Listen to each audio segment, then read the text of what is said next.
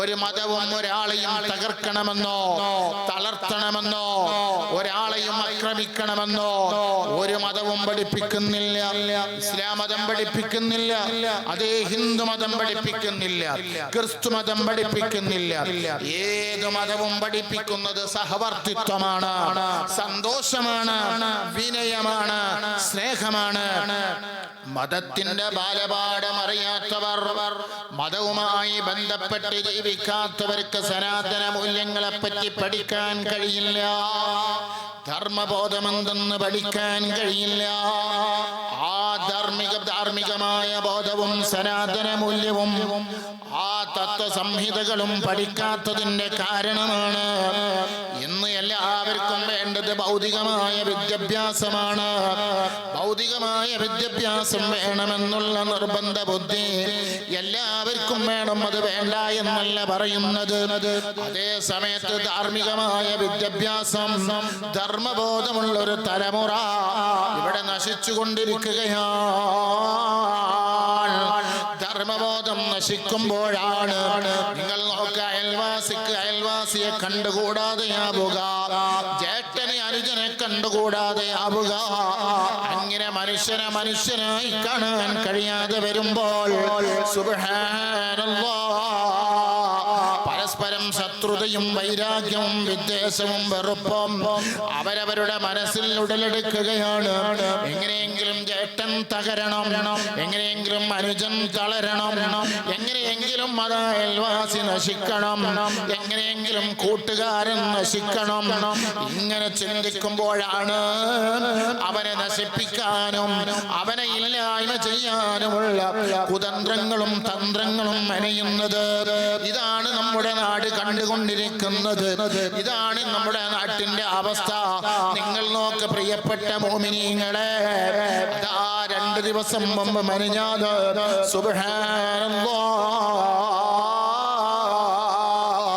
നിങ്ങൾ നോക്ക്, കേരളത്തിലെ ജനങ്ങളുടെ മുഴുവനും മനസാക്ഷിയെ ഞെട്ടിപ്പിച്ച കേരളത്തിലുള്ള മുഴുവൻ ജാതി മതവർഗ വർണ്ണ ദേശഭാഷ വ്യത്യാസമന്യേ എല്ലാവരുടെയും മനസ്സിനെ ഞെട്ടിപ്പിച്ച ഒരരുങ്കുല നടന്നില്ലേ കോഴിക്കോട് താമരശ്ശേരിയിലെ ആഷിഖ് എന്ന് പറയുന്ന 25 വയസ്സ് പ്രായമുള്ള മുസ്ലിം ചെറുപ്പക്കാരൻ. സുബ്ഹാനല്ലാഹ്, എന്താണ് ഇവിടെ ചെയ്തു കൂട്ടിയത്? തന്റെ ഉമ്മയെ നിഷ്ഠൂരമായി നിഷ്ക്രിയമായി കൊലപ്പെടുത്തിയില്ലേ? സുബ്ഹാനല്ലാഹ്, MDMന്റെ അടിമയായി, MDMന്റെ അഡിക്റ്റായി. സുബ്ഹാനല്ലാഹ്, അത് വാങ്ങാൻ പൈസയില്ലാതെ വന്നപ്പോൾ, അത് കിട്ടാതെ വന്നപ്പോൾ ഉമ്മയതാ ട്യൂമർ ബാധിച്ച്, അസുഖം ബാധിച്ച് ഓപ്പറേഷൻ ചെയ്ത് 20 ലക്ഷത്തോളം രൂപ ചെലവഴിച്ച് വലിയൊരു ഓപ്പറേഷൻ ചെയ്ത് വീട്ടിൽ വിശ്രമിക്കുന്ന ഉമ്മാനോട് പൈസ ചോദിക്കുകയാണ്. ഉമ്മ പൈസയില്ലെന്ന് പറയുകയാണ്. സുബ്ഹാനല്ലാഹ്,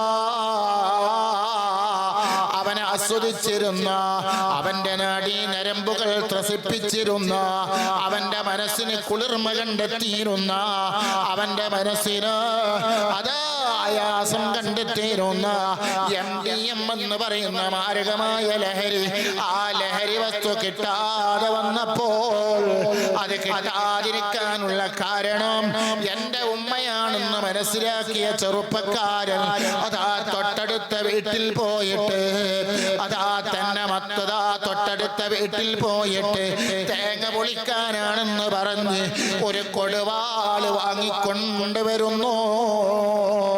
ആ വീട്ടുകാർക്കറിയില്ല ഇത് ഉമ്മാനെ വെട്ടാനാണെന്ന്, തേങ്ങ പൊളിക്കാനാണല്ലോ എന്നല്ലേ ചോദിച്ചത്.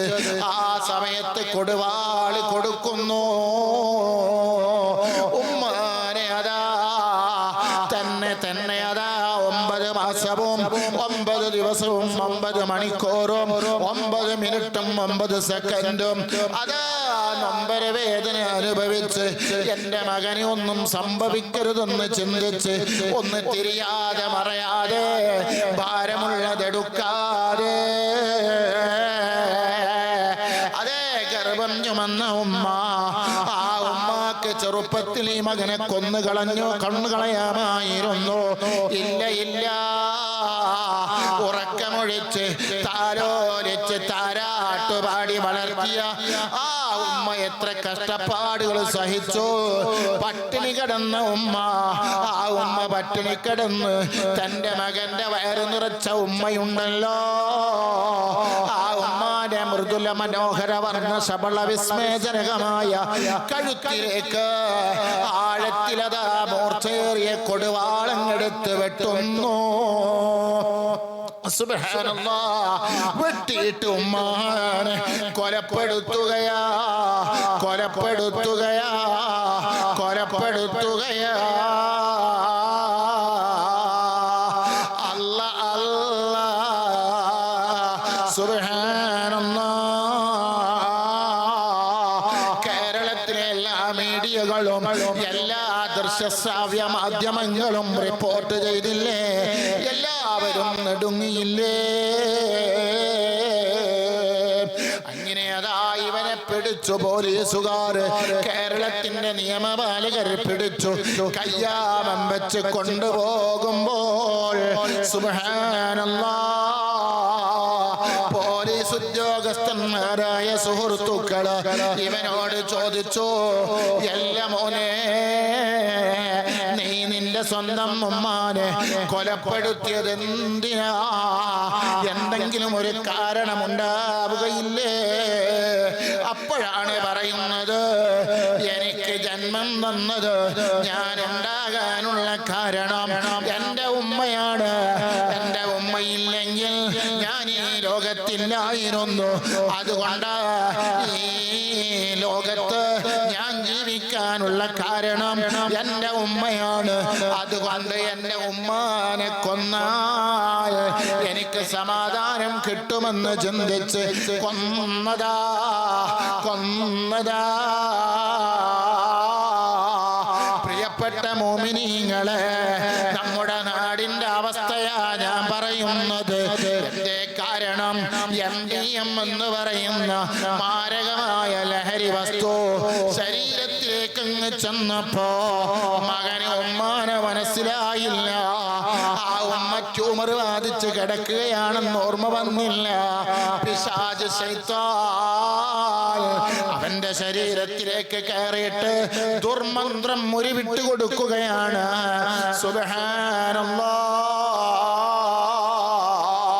എന്റെ പ്രിയപ്പെട്ട മോമിനീങ്ങള്, എന്റെ പ്രിയപ്പെട്ട സുഹൃത്തുക്കള്, ഒരിക്കൽ അതാ ഒരു സഹാബി വന്നിട്ട് നബിയോട് ചോദിക്കുകയാണ്, ഓ നബിയേ, എനിക്ക് ഉമ്മയുണ്ടല്ലോ, എനിക്കെന്റെ ഉമ്മയുണ്ട്, ഞാനാണ് അവരുടെ വാഹനം. എന്റെ പുറത്ത് കയറിയിട്ടാണ് അങ്ങോട്ടും ഇങ്ങോട്ടൊക്കെ ഞാൻ കൊണ്ടു നടക്കാറുള്ളത്. സുബ്ഹാനല്ലാഹ്, ഞാൻ പുറത്ത് അതാ കയറ്റിയിരുത്തിയിട്ട് നടക്കാറുണ്ട്, അങ്ങോട്ടും ഇങ്ങോട്ടും സവാരി ചെയ്യാറുണ്ട്. സുബ്ഹാനല്ലാഹ്, ഒരു ദിവസം പോലുമില്ലാതെ ഞാൻ എൻ്റെ ഉമ്മാനെ കാണാതെ, ഞാൻ എൻ്റെ ഉമ്മാനെ കാണാതെ അതാ രാവിലെയും വൈകുന്നേരവും എൻ്റെ ഉമ്മാക്ക് എൻ്റെ മുഖം കൊടുക്കാതെ ഞാനതാ ഉറങ്ങാറില്ല. എൻ്റെ ഉമ്മാക്ക് മുഖം കൊടുക്കാതെ ഞാൻ ഉറങ്ങാറില്ല. എൻ്റെ നിത്യവരുമാനം 6 വിധത്തിൽ ഞാൻ ഏൽപ്പിച്ചു വരുന്നുമുണ്ട്. ഞാനതാ എൻ്റെ വരുമാനത്തിൽ നിന്ന്, നിത്യവും കിട്ടുന്ന വരുമാനത്തിൽ നിന്ന് 6 തരം ഓഹരി എൻ്റെ ഉമ്മാക്ക് ഞാൻ ഏൽപ്പിച്ചു കൊടുക്കുന്നുണ്ട്. സുബ്ഹാനല്ലാഹ്, ഉമ്മാക്കൊരു ഗുളിക വാങ്ങാൻ, ഉമ്മാനെ ഒന്ന് ഡോക്ടറെ അടുത്ത് കൊണ്ടുപോകാൻ, ഉമ്മാനെ ഒന്ന് അതാ ചികിത്സിക്കാൻ മക്കൾക്ക് മടിയാണ്, ഉമ്മാക്ക് ഖിദ്മത്ത് ചെയ്യാൻ മടിയാണ്, ഉമ്മാനെ കാണാൻ വരാൻ മടിയാണ്, ഉമ്മാനെ കണ്ടു നിൽക്കാൻ മടിയാണ്, ഉമ്മാനോട് സംസാരിക്കാൻ മടിയാണ്, ഉമ്മാന്റെ കൈപിടിക്കാൻ മടിയാണ്, ഉമ്മാനോടൊന്ന് സംസാരിക്കാൻ മടിയാണ്, ഉമ്മാന്റെ കൂടെ ഭക്ഷണം കഴിക്കാൻ മടിയാണ്, ഉമ്മാക്ക് വേണ്ട ഭക്ഷണം വാങ്ങിക്കൊടുക്കാൻ മടിയാണ്, ഉമ്മാക്ക് ഡ്രസ്സ് വാങ്ങിക്കൊടുക്കാൻ മടിയാണ്. അല്ലാ, പ്രവാസികളെ, മുഅ്മിനീങ്ങളെ, നിങ്ങൾ ഭാര്യയെ ദിവസം വിളിക്കാറില്ലേ? ഒരു സമയം നിശ്ചയിച്ചിട്ട് ആ ദിവസം, ആ സമയം, എല്ലാ സമയവും നിങ്ങൾ സ്വന്തം ഭാര്യയെ വിളിക്കാറില്ലേ? ഒരു 2 മിനിറ്റെങ്കിലും നിങ്ങൾ ഉമ്മാനോടൊന്ന് വിളിച്ചിട്ട് സലാം പറയണേ. അതാണ് നിങ്ങളുടെ ജീവിതത്തിന്റെ ഐശ്വര്യം, നിങ്ങളുടെ കുടുംബത്തിന്റെ ബറക്കത്ത്, നിങ്ങളുടെ സന്തോഷം. അതാണ് ഈ സഹാബി പറയാണ്, ഞാൻ എൻ്റെ വരുമാനത്തിൽ നിന്ന് 6 ഓഹരി കൊടുക്കാറുണ്ട്. ഇത്രയുമാകുമ്പോൾ ഓ നബിയേ, ഞാൻ എൻ്റെ ഉമ്മാനോട് എൻ്റെ ബാധ്യത തീർത്തവനാകുമോ? 6 ഓഹരി ഞാൻ കൊടുക്കാറുണ്ട്. എന്റെ ഉമ്മാനെ രാവിലെയും വൈകുന്നേരം ഞാൻ കാണാറുണ്ട്. എന്റെ ഉമ്മാനെ ഞാൻ തോളിലേറ്റി, ഞാനതാ തോളിലേറ്റി നടന്നു പോകാറുണ്ട്, സവാരി ചെയ്യാറുണ്ട്.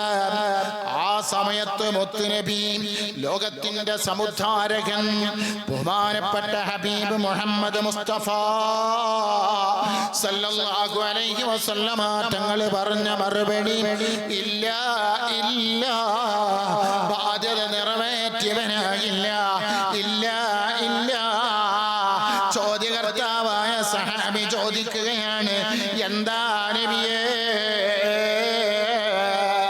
അപ്പോഴാണ് നബി തങ്ങൾ പറഞ്ഞത്, ഓ മുഅ്മിനീങ്ങളെ, ഓ ഉമ്മമാരെ, ഓ പെങ്ങന്മാരെ, ലിബറലിസം എന്ന് പറയുന്ന തർക്കുത്തരവും തട്ടുത്തരവും വൈരാഗ്യവും വിദ്വേഷവും വെറുപ്പും സമ്പാദിക്കുന്ന ഒരു കാലഘട്ടത്തിൽ ജീവിക്കുന്ന ഞാനും നിങ്ങളും മനസ്സിലാക്കണേ.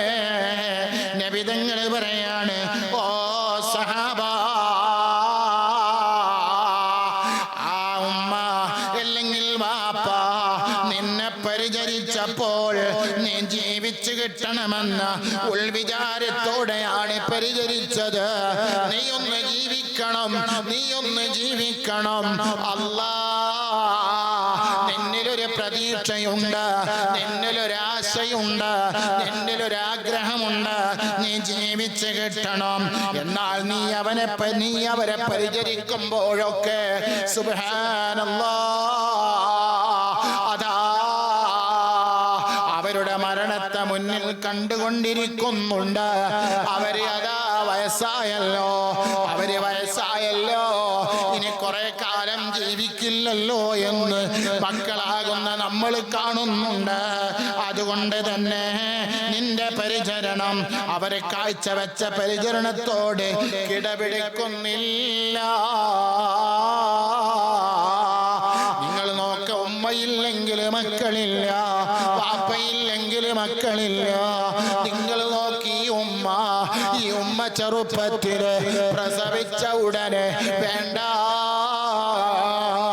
വയറ്റിലുള്ള സമയത്ത് ഉമ്മ ധരിച്ചിരിക്കുന്ന ഡ്രസ്സ് ഒന്ന് മുറുക്കി ഉടുത്തിരുന്നെങ്കിൽ, ഒന്ന് മുണ്ട് ശരിക്ക് കെട്ടിയിരുന്നെങ്കിൽ, ഒന്ന് ഉമ്മ ചാടിയിരുന്നുവെങ്കിൽ, ഒന്ന് സ്പീഡിൽ നടന്നിരുന്നുവെങ്കിൽ, യാശിക്കെന്ന് പറയുന്ന ഉമ്മാനെ കത്തിയെടുത്ത് കഴുത്തിന് നിഷ്ഠൂരമായി അതേ ആഞ്ഞി ഓങ്ങി വെട്ടിയ യാശിക്കെന്ന് പറയുന്ന ചെറുപ്പക്കാരന്റെ ഭ്രൂണം നശിച്ചു പോകുമായിരുന്നേ.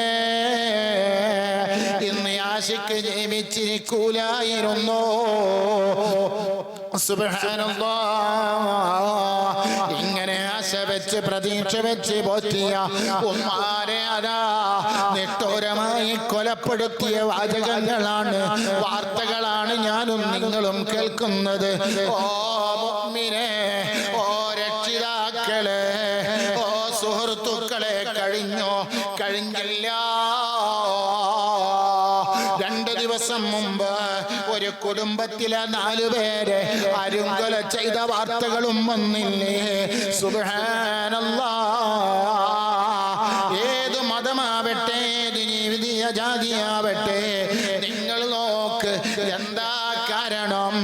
എന്താ കാരണം?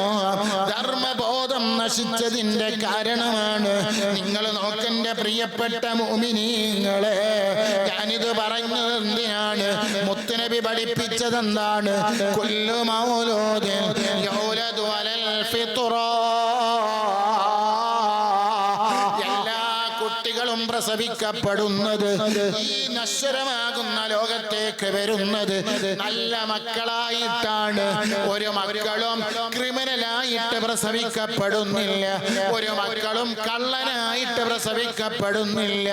ഒരു മക്കളും അതേ അക്രമിയായിട്ട് പ്രസവിക്കപ്പെടുന്നില്ല.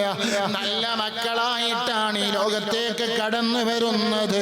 എന്നിട്ട് മുത്തുനബി പറയുന്നു, ഫഅബവാഹു يحفظانه أو ينصرانه أو يمجسانه. അവരുടെ മാതാപിതാക്കളാണ്, മക്കളുടെ ഫാദറും മദറുമാണ്, ഡാഡിയും മമ്മിയുമാണ്, ഉമ്മയും വാപ്പയുമാണ്, അച്ഛനും അമ്മയുമാണ്. ആ മക്കളെ വെടക്കാക്കുന്നത്, ആ മക്കളെ മോശമാക്കുന്നത്, ആ മക്കളെ ക്രിമിനലാക്കി വളർത്തുന്നത്, ആ മക്കളെ MDMന്റെ അടിമകളാക്കി മാറ്റുന്നത്, ആ മക്കളെ ലഹരിക്കടിമയാക്കി മാറ്റുന്നത് ആരാ പറയുന്നത്? നബി മുഹമ്മദ് മുസ്തഫ സല്ലല്ലാഹു അലൈഹി വസല്ലമ തങ്ങളാണ്. നിങ്ങൾ നോക്കന്റെ പ്രിയപ്പെട്ട മുഅ്മിനീങ്ങളെ, നബി സല്ലല്ലാഹു അലൈഹി വസല്ലമ തങ്ങള് ആ നബി തങ്ങളോട് സഹാബത്തിനോട് ചോദിച്ചില്ലേ, ഓ സഹാബ, നിങ്ങൾക്ക് ഈമാനുണ്ടോ? നിങ്ങൾക്ക് ഈമാനുണ്ടോ? ഉണ്ട് നബിയേ. അപ്പോൾ പറയുന്നു, വമാലാമത്തു ഈമാനിക്കും, നിങ്ങളുടെ ഈമാനിന്റെ അടയാളം എന്താണ്? സുബ്ഹാനല്ലാഹ് നസ്ബിറു അലൽ ബലാ. അപ്പോൾ പറയാണ്, അതേ മുസീബത്ത് പ്രയാസങ്ങൾ വരുമ്പോ ഞങ്ങൾ ക്ഷമിക്കുന്നു. വനസ്കുറു അലൻ നിഅമാ, അനുഗ്രഹങ്ങളുടെ മേൽ ഞങ്ങൾ നന്ദി ചെയ്യുന്നു. വനർളാ ബിൽ ഖദാ,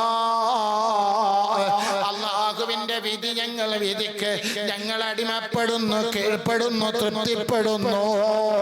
അല്ലാഹു തആല എന്താണോ വിധിച്ചത് നിങ്ങൾ കണ്ടില്ലേ? റളിനാ ബില്ലാഹി റബ്ബാ,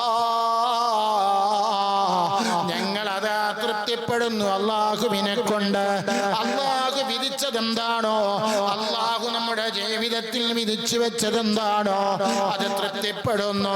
റളിനാ ബില്ലാഹി റബ്ബൻ വബിൽ ഇസ്ലാമി ദീനാ. നിങ്ങൾ നോക്ക്, അല്ലാഹു തആല രോഗം തന്നിട്ടുണ്ടെങ്കിൽ ക്ഷമിക്കണം, പ്രയാസം തന്നിട്ടുണ്ടെങ്കിൽ ക്ഷമിക്കണം, ടെൻഷൻ തന്നിട്ടുണ്ടെങ്കിൽ ക്ഷമിക്കണം, ബുദ്ധിമുട്ട് തന്നിട്ടുണ്ടെങ്കിൽ ക്ഷമിക്കണം. അല്ലാഹ് സന്തോഷം തന്നിട്ടുണ്ടെങ്കിൽ ശുക്ർ ചെയ്യണേ.